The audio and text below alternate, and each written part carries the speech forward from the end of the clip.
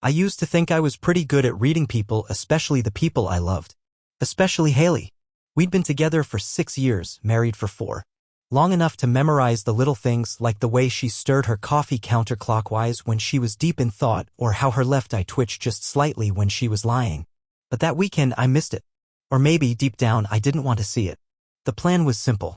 I'd head up to Boulder to help my brother Mike fix up his half-sunken dreamboat, an old 30-footer he got for a bargain and swore he'd have floating again before summer hit. It was going to be one of those guy weekends. Grease-stained hands, cheap beer, and enough curse words to scare the fish away. Haley, on the other hand, had what she called a standard client presentation in Austin. Her architecture firm had picked up some big municipal contract, city development, transit, green spaces, something like that. She made it sound dry as hell, like a public zoning meeting no one actually wants to sit through. You'd hate it, she said that Thursday night, curled up on the couch beside me, barefoot, wine glass dangling loosely from her fingers. Try me, I teased, nudging her knee with mine. She laughed, but there was something about the way her eyes didn't quite meet mine that stuck with me. Seriously, babe. It's all board members and spreadsheets. No plus ones. Not even spouses. I didn't push. I trusted her. Or maybe I just wanted to. Still, something felt off. The next morning, I noticed she'd scheduled a hair appointment at that boutique salon downtown, the one she usually reserved for birthdays or interviews. I figured it was a confidence thing. New clients, maybe? Big city. Wanting to make a good impression. Fair enough.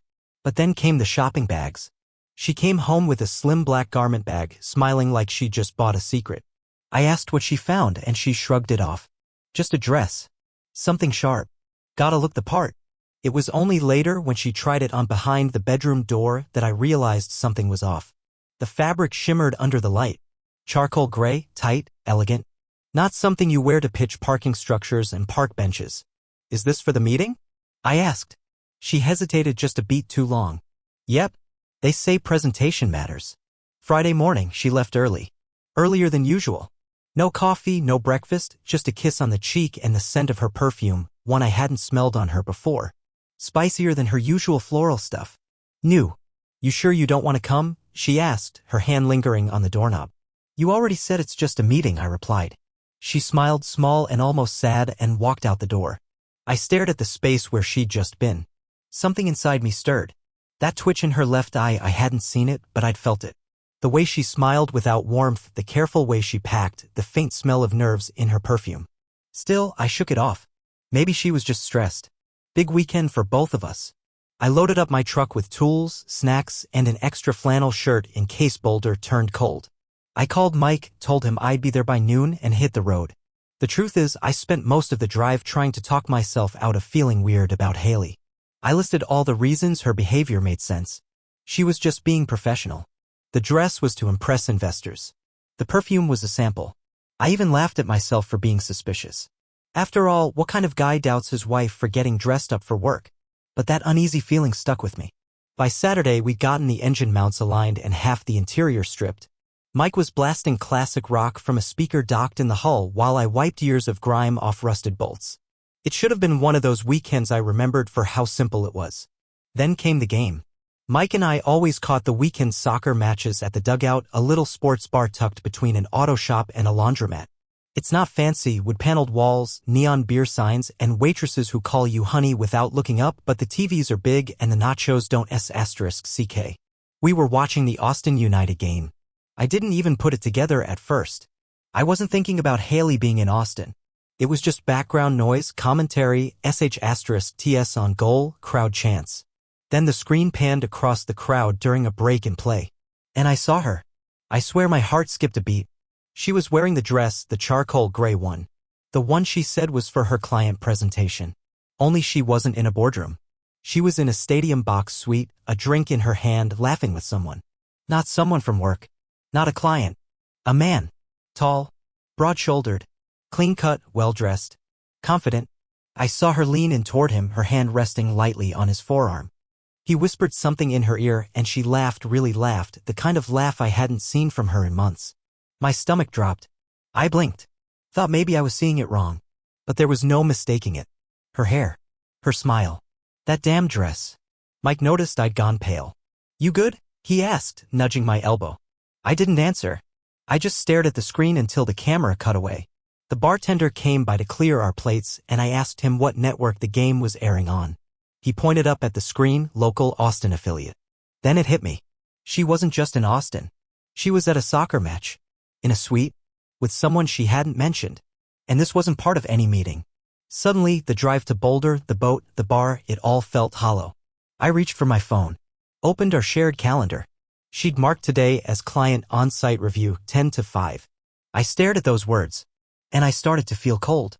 I didn't tell Mike what I saw. What could I have said? Hey, I think I just saw my wife on TV sitting in a VIP box at a soccer game 900 miles away from where she said she'd be, laughing with some guy I've never met? Even saying it in my head felt insane. So I said nothing. But I didn't watch the rest of the game. I couldn't. I just sat there, staring into the condensation dripping down the side of my beer bottle, trying to convince myself that I hadn't seen what I'd just seen. That maybe it was a lookalike.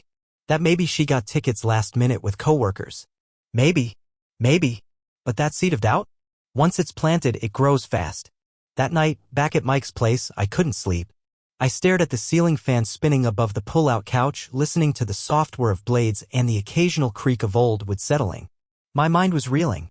I started thinking back, not just to that day, but to all the small moments that had piled up over the last few months. The weird phone behavior.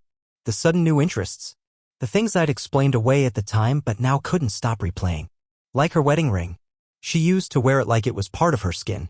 She never took it off, not even when we went camping or when she was elbow-deep in a remodel. But about 2 months ago, she stopped wearing it regularly. Said the metal irritated her finger, that she was getting some kind of rash. I didn't question it. I trusted her. But now? That rash felt like a story, not a symptom. And then there were the photos. Or, more accurately, the lack of them. Haley was always a social media kind of woman. Not the oversharing kind, but the curated kind. Aesthetic lattes. Clean desk sh*ts. Golden hour selfies on the patio. She'd post pictures of us all the time. At concerts. On hikes. Anniversary dinners. But lately, I'd noticed our pictures had vanished. Slowly, almost imperceptibly, like erosion. The posts were archived. Our anniversary last month? No post. Not even a story. Instead, that day she posted a picture of a ceramic mug on a wood-grain table with the caption, "Slow mornings, strong coffee." It stung. And then there was that call. A few weeks ago, I'd picked up her phone by mistake. Same case as mine, same model. It lit up with a notification from Vital Studio. I remember it because the name stuck out, sounded like a yoga place or maybe a skincare clinic. I teased her about it and she laughed it off, saying it was some brand her firm was designing signage for. Nothing exciting, she said. But that name. I googled it now, lying there in the dark. Vital Studio was a photography and wellness brand based in Santa Fe. Not Austin. Their Instagram was full of stylish couples, mood lighting, and weekend getaway shoots. Romantic in asterisk mate polished. It didn't match anything she'd said.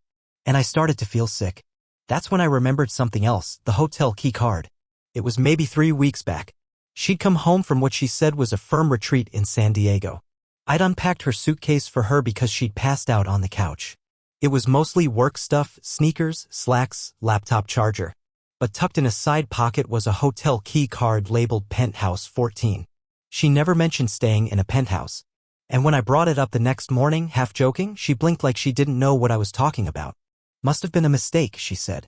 Probably stuck in my bag by accident. Back then I laughed. I actually laughed. God. But now it all clicked.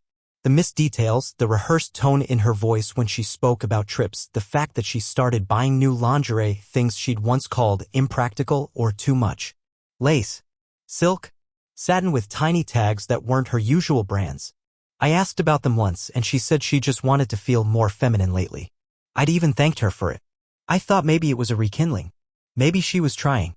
Turns out she probably was. Just not for me. Sunday morning I left Mike's early. Told him I wasn't feeling great, needed to clear my head. The drive back to Denver felt like a blur, the road melting under my tires while my thoughts twisted into knots. My phone buzzed twice with texts from Haley, both simple, casual. Hope Boulder's been relaxing. Let's do dinner when you're back. I miss you. Those words hit me harder than I expected. Not because they felt sweet, but because of how clean they were. No typos. No warmth. Just enough affection to look real, but not enough to feel it. Like someone following a script. I stared at those messages for a long time. And then I opened the shared tablet we kept in the house. Just a hunch. We hadn't used it in months, but it still synced to her email. I didn't go looking for anything specific. I just needed to know if my gut was lying to me. But it wasn't. In the inbox were hotel confirmations, car rental bookings, all from the past 2 months. She had reserved a weekend suite in Santa Fe under her name, paid from our joint account. The emails didn't mention me once. And then I saw the note in the reservation. Special request, rose petals on the bed, please. Arrival before 6 p.m. From N to H. From N. There it was. Just a single initial. But it felt like someone had carved it into my ribs. I didn't know who N was. Not yet. But I knew what he was. I closed the tablet. Sat there in the dim kitchen light, listening to the fridge hum. My throat was dry, my hands were cold, but for the first time in days I wasn't confused. I knew what I had to do. I wasn't going to scream. I wasn't going to break things. I wasn't even going to confront her yet. But this wasn't suspicion anymore. This was confirmation. And the weight of it settled heavy in my chest. I told myself I wasn't going to jump to conclusions.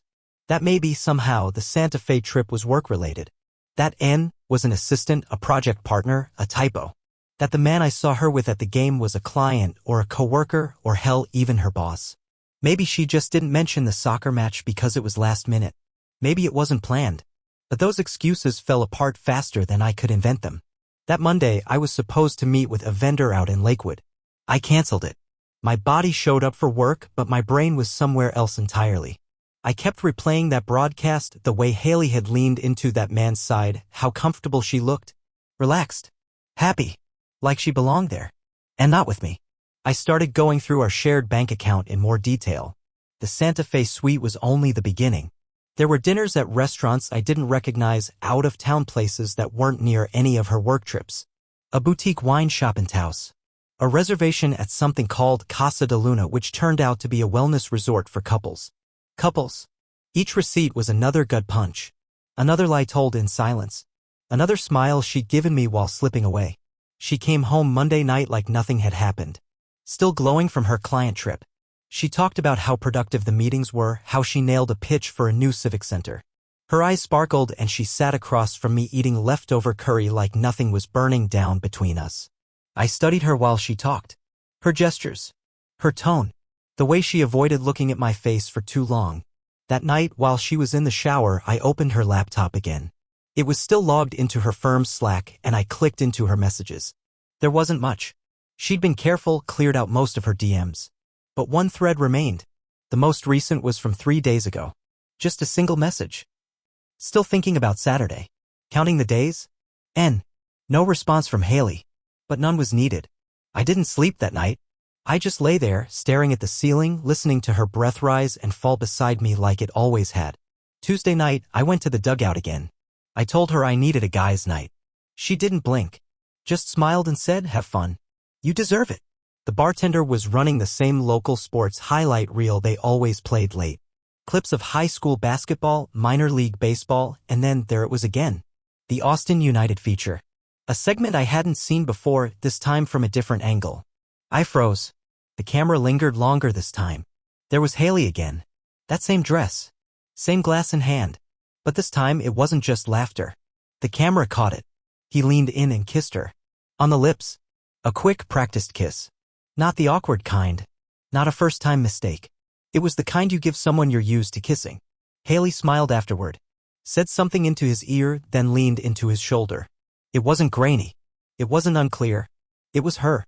It was real. I just sat there. Couldn't move. Couldn't breathe. I didn't finish my drink. I went home before the segment ended. My hands were shaking as I unlocked the front door. The house was dark.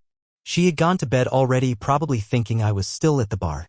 I stood in the hallway staring at the closed bedroom door. On the other side of that door was a person I didn't recognize anymore. Someone who could come home from kissing another man and still ask me if I wanted dessert. Later that night, I checked the tablet again. There were emails I hadn't seen before, probably from her personal account syncing without her realizing it. And this time, the subject line didn't bother hiding a thing. Santa Fe was magic. Until next time. N. There was an attachment. A picture. The two of them. In bathrobes. On a balcony with a view of the desert behind them. She was smiling. The same smile she used to give me on our early road trips. The one that used to mean something. This time I didn't cry. I just stared at the image until it blurred. I waited until the next morning to say anything. She was making coffee, humming something under her breath. She didn't notice me at first. "Where's N?" I asked quietly. She stopped. "Excuse me." Her voice was too sharp. Defensive. "You heard me." She turned, cup still in her hand. "What are you talking about?" I walked to the counter, pulled out my phone, and laid it between us. The photo was on the screen. I didn't say a word. She didn't either. Just stared. Then blinked. And lied. "That's not what it looks like." The cliché hit harder than I expected. Hearing her say it aloud made it feel worse somehow. More hollow. More pathetic. "You said you were in Austin for work," I said calmly. "You said there were meetings. You said it was boring. No plus ones." She started, but her throat caught. "It wasn't planned.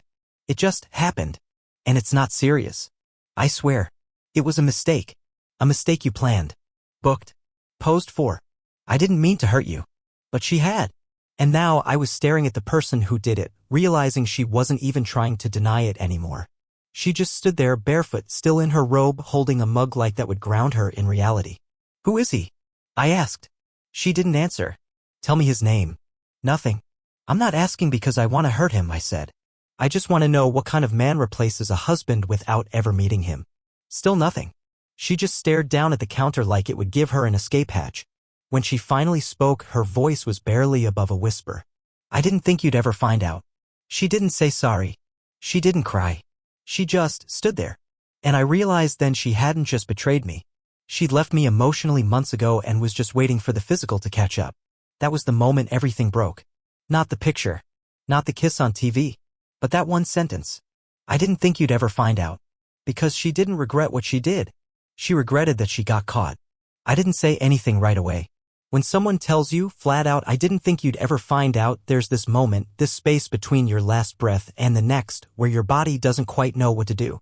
It's like hearing the brakes fail when you're already speeding downhill. You know a crash is coming. You just don't know how bad it's going to be. So I stood there, staring at her. And she stared back. The silence between us wasn't heavy, it was sharp. It cut. It pressed into my ribs and carved out what little hope I had left that maybe this could still be salvaged. "You could have told me," I said finally, quietly. She didn't look at me. Just stared down at the ceramic mug in her hands like it was the only thing keeping her grounded. I didn't know how she murmured. I'm seeing someone else." That would have been a start. She flinched at that. Good. Then she started talking. Not in a rush, not panicked, but like she'd rehearsed it. Like she'd been waiting for this moment to finally unburden herself. "It started after that conference in Scottsdale. You remember? That week in February when I came home early because the seminar got canceled." I nodded slowly. "It didn't get canceled."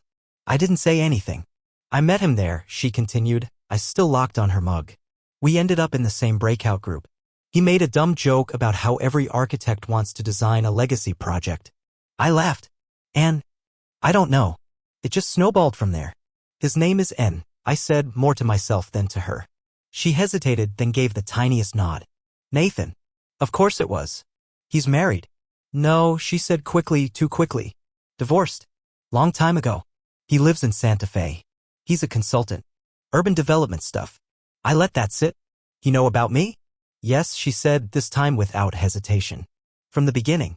That landed harder than I expected.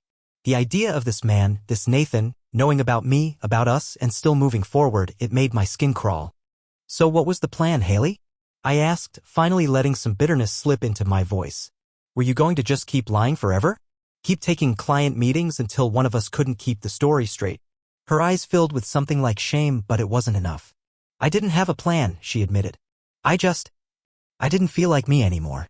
Somewhere along the line, I lost myself. That line, I lost myself. God, I'd heard it in enough breakup movies to know what came next. "I felt invisible," she said. "Like I was just playing a role. Wife. Architect. Host at dinner parties. But with him, I felt noticed. I didn't have to perform." "You didn't have to perform with me," T back. She looked up then. Finally. Her eyes were red, wet, but there were no tears yet. "You think that? But somewhere along the line, we became maintenance. You and me. We just existed side by side." "So you replaced me," I said, my voice flat. "No," she whispered. "It wasn't about replacing. It wasn't about you. It was about me." And there it was again, that vague, untethered logic meant to make the cheater feel justified. She wanted something more. Something that made her feel seen. And I, apparently, had failed to provide that. So what now?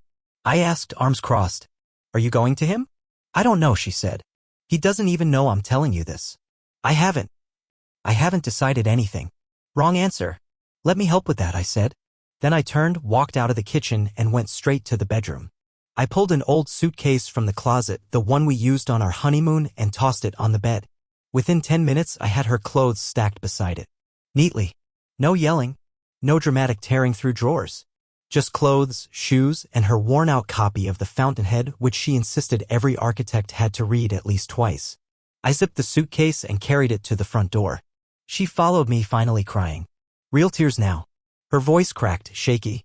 Ben, please, don't do this. I stood in the doorway holding the handle of her suitcase. You made your choice, Haley. Now I'm making mine. I wasn't going to leave you, she said through tears. I swear I wasn't. You already did, I said. You just didn't have the courage to admit it. I left her suitcase by the door. I didn't ask her where she'd go. I didn't offer to help. I didn't slam the door either. I just walked back inside, sat down on the couch, and stared at the blank TV screen. Then the texts started. The first was simple. Please, let's talk. Then, I didn't mean for it to go this far. I made a mistake. I love you. Then came the guilt. You're not perfect either. You've been distant. Focused on work. You stopped seeing me too. You're acting like I'm the only one who messed up. And finally, I don't deserve to be exiled like this. You're punishing me like I'm some kind of monster. I muted the thread. I didn't need to be manipulated into forgiving someone who'd already decided I wasn't enough. Her apologies weren't for me, they were for herself. To make herself feel better about the hole she'd burned through her marriage. I sat there for a long time. The house was still. Empty. But I didn't feel alone. I felt clear. For the first couple of days after I kicked her out, I felt like I was floating. Not peacefully, more like I was drifting through fog, not sure where land was anymore. I didn't cry. I didn't scream or break anything. I just existed. It was strange. The house was quiet in a way that made everything louder, the hum of the refrigerator, the creak in the floorboards upstairs, even the faint buzz of the thermostat kicking on. Haley hadn't come back. Not physically, at least. Her suitcase stayed untouched by the door, just where I left it. But her presence still lingered in the house. Her scent clung to the pillows. Her coffee mug was still on the drying rack. A cardigan was draped over the back of the dining room chair. I thought I would feel empowered. Like standing up for myself would come with some dramatic sense of freedom. But all I felt was the silence. The kind that makes you question whether you overreacted. Whether, somehow, the betrayal wasn't as deep as it felt. That's when Zach called. Zach's one of those friends who drifts in and out of your life depending on how busy you both are. We were in college together. He's one of the few people who knew Haley before she had business cards and an assistant. He's also one of the only people who never fell for the whole perfect couple image we projected. Hey man, he said. You got a minute? I could tell from his tone that this wasn't a casual check-in. There was weight behind it. Yeah. What's up? I've been sitting with this for a few days, he said. And after everything that's gone down. I feel like you need to know. I sat up straighter. Need to know what? He hesitated, then let out a slow breath. I overheard something. A few weeks ago at Haley's firm seminar. They were doing that mixer thing at the W Hotel downtown. I was there for a buddy's bachelor party. We crossed paths, sort of. She didn't see me. I didn't say anything. I just listened. She was at the bar with one of the other women from the firm. I was close enough to hear. Not eavesdropping on purpose, but you know how it is when people are drunk and loud. Zach. She said she felt suffocated, Ben. Her words. Said she didn't know who she was anymore and that she was finally starting over. She talked about someone named Nathan, said he helped her remember what it felt like to be alive. There it was. The name again. Nathan. She also said she was trying to figure out when to leave you. But she wasn't sure if she should do it before or after a project deadline she had coming up. The way he said it calmly, factually, somehow made it worse. Like he was confirming a diagnosis I hadn't wanted to believe. Why didn't you tell me sooner? I asked, my voice tighter than I intended. Because I didn't want to be that guy, Zach said. The one who stirs the pot. But then when I heard you guys split, I knew it wasn't just some random fight. I figured, better late than never. I thanked him. Hung up. And sat there on the edge of the couch, elbows on knees, just breathing. What hit me wasn't the fact that she had planned it. That she had emotionally checked out long before I caught her. I think I already knew that. What crushed me was the fact that she had spoken about our marriage, our life, like it was a cage.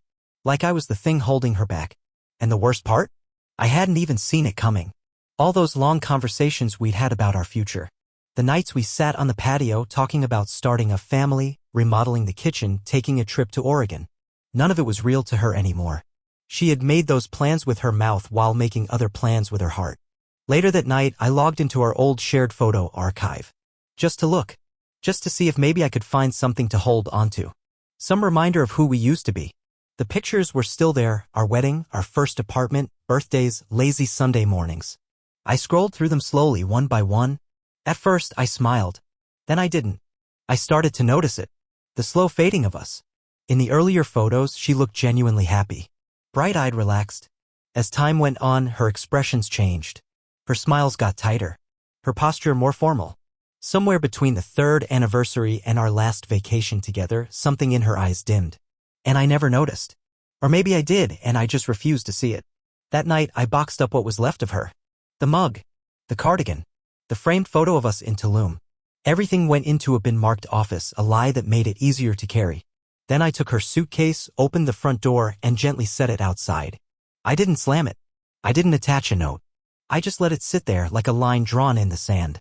She didn't text that night. Not the next day either. Maybe Zach had told her. Maybe she knew I knew. But it didn't matter. She had spent months drifting from me while standing right beside me. She wasn't just gone. She'd been gone.